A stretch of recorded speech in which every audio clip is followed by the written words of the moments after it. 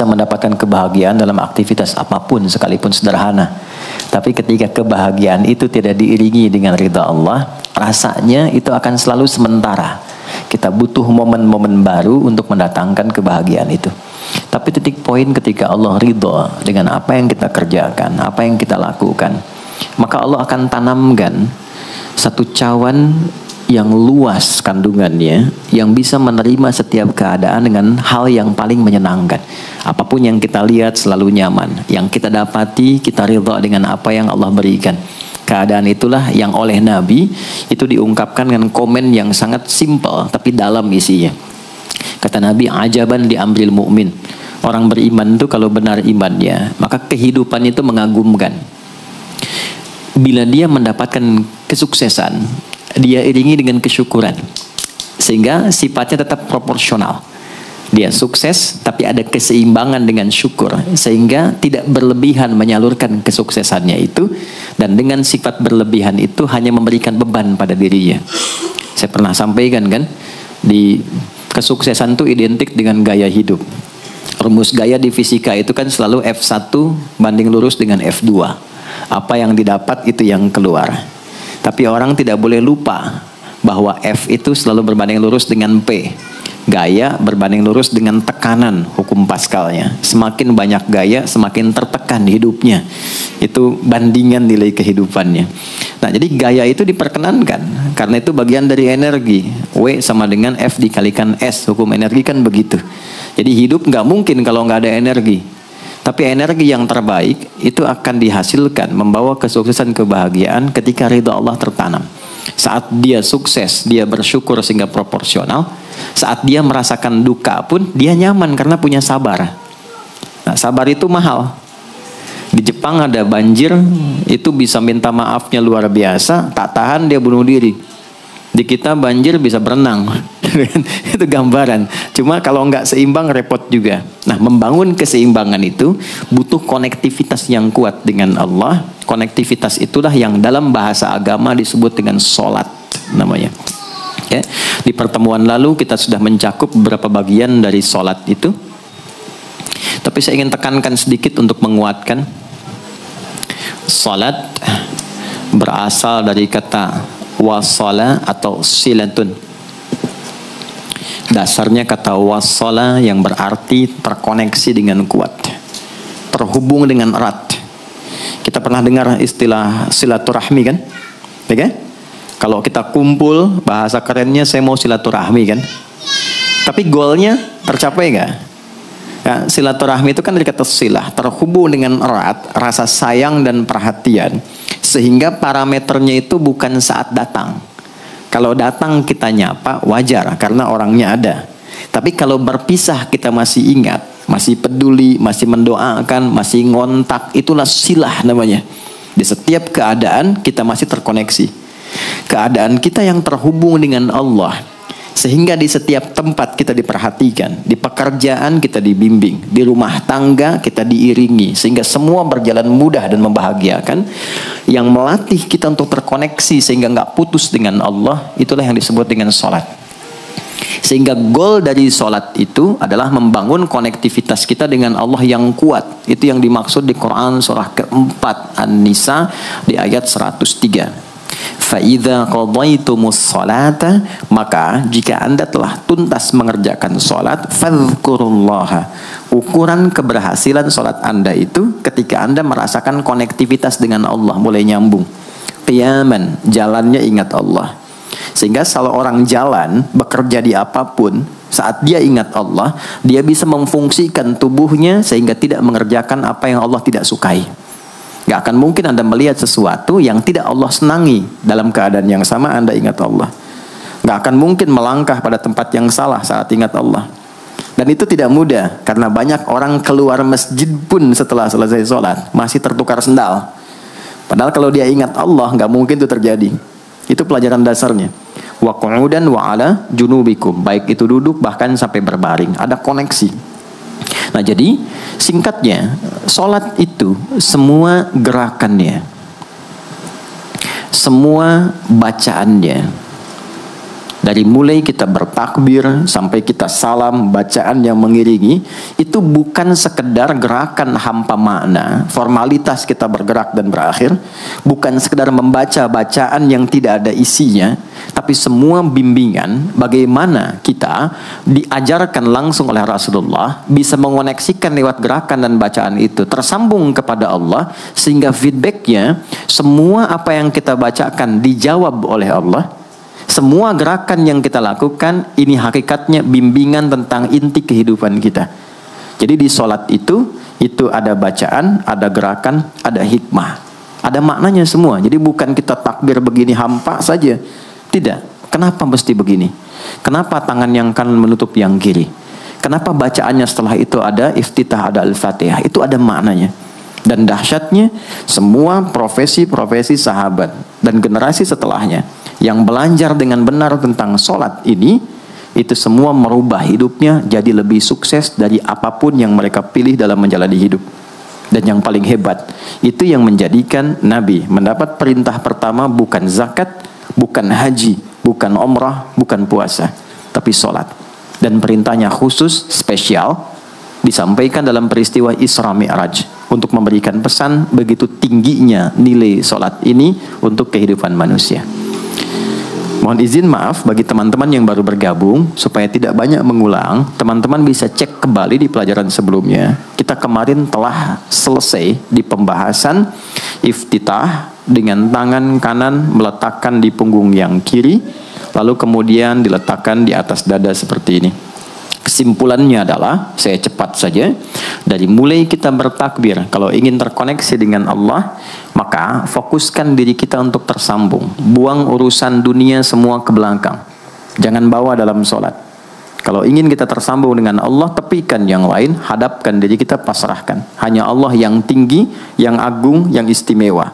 Kalimat agung, tinggi, istimewa, itu disebut dengan akbar. Maka kita ucapkan Allahu Akbar. Kita buang semua urusan dunia ke belakang, pasrahkan diri kita, hadirkan sekarang hanya Allah yang agung saja. Itu poinnya. Kenapa problemnya? Tidak sedikit orang sholat itu sulit menemukan kekhusyuan, karena dia bertakbir masih membawa dunia. Dia tidak sholat dengan memahami gerakan takbirnya. Dia jadikan sebagai formalitas. Apakah benar? Secara fikih benar. Gugur kewajiban, dapat pahala sesuai keikhlasan, tapi value dari sholat yang mahal itu nggak dapat. Itu poinnya.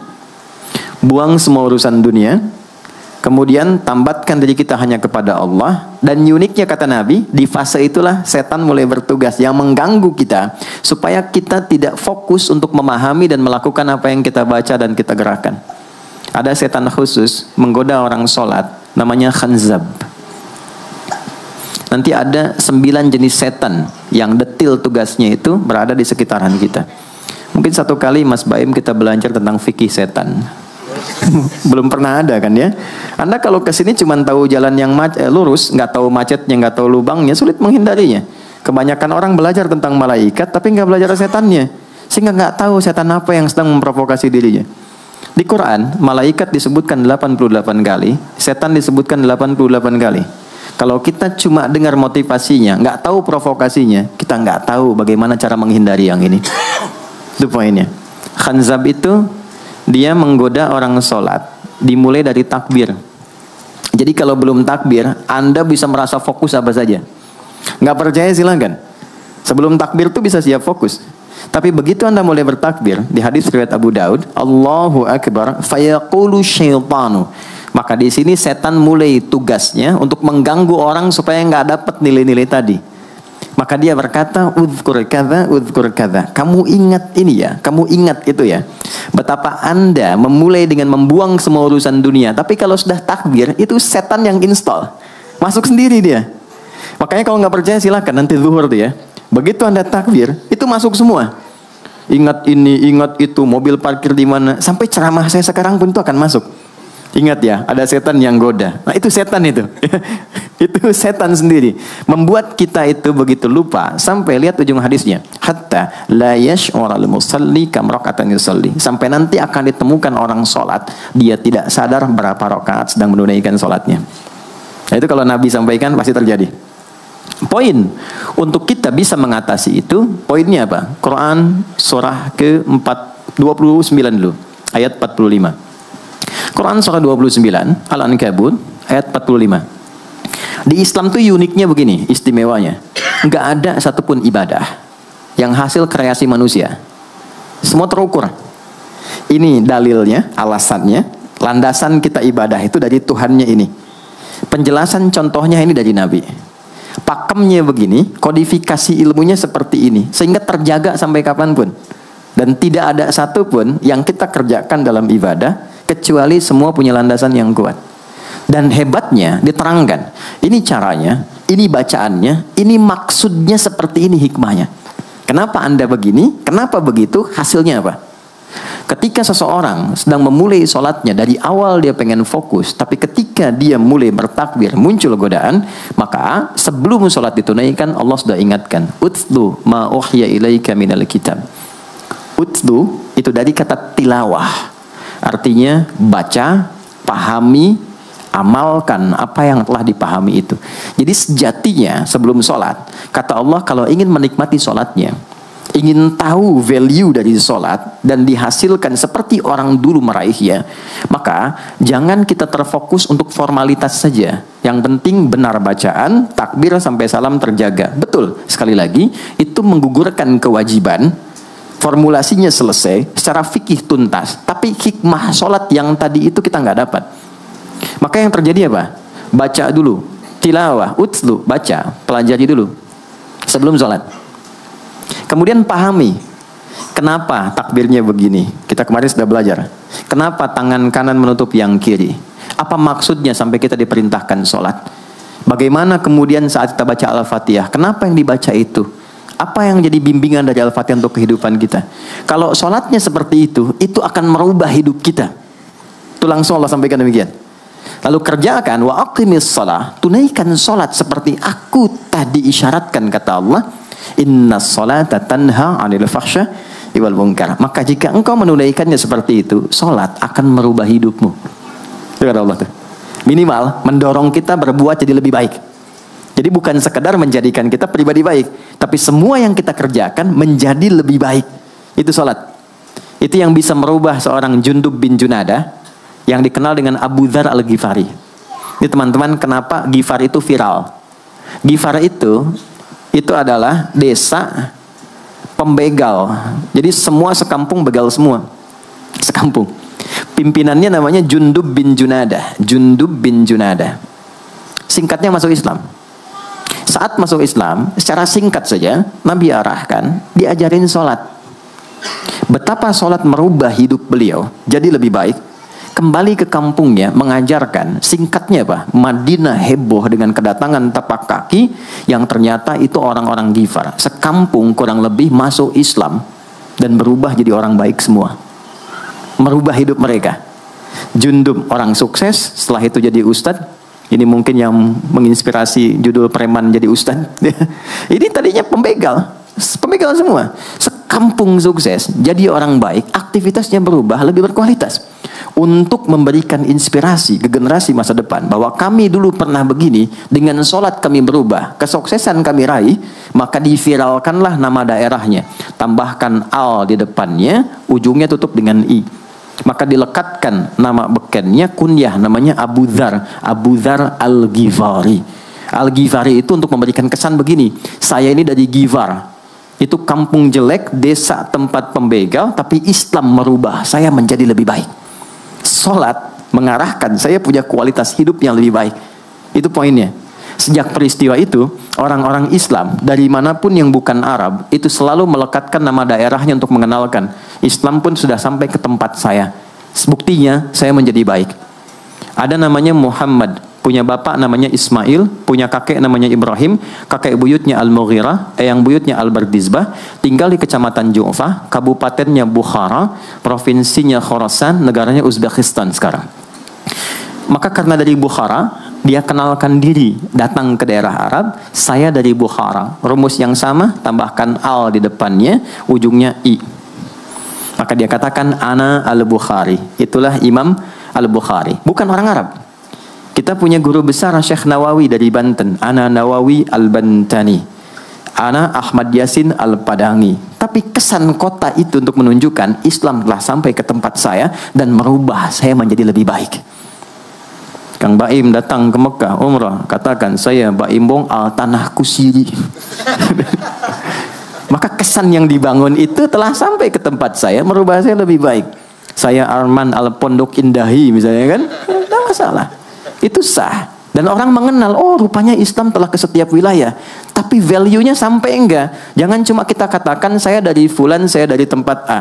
Poinnya adalah, apa yang merubah engkau dari Islam menjadikan engkau lebih baik. Jadi kalau ada orang Islam mengaku Muslim, lisannya tidak lebih baik. Maaf sekali, telinganya mendengar tidak yang baik, perilakunya kurang baik, maka dipertanyakan klaim keislamannya. Sudah sejauh mana saya mendapatkan keberkahan dari Islam itu? Itu yang menjadikan kenapa sholat paling pokok dipaksa kita wajib, bukan karena sujud rukuknya. Anda tidak sujud pun tidak akan menurunkan status Allah sebagai Tuhan, tetap Tuhan. Tapi ternyata ada value besar yang dengan kasih Allah diminta kita sholat supaya kita minimal jadi orang baik dan sukses dalam hidup.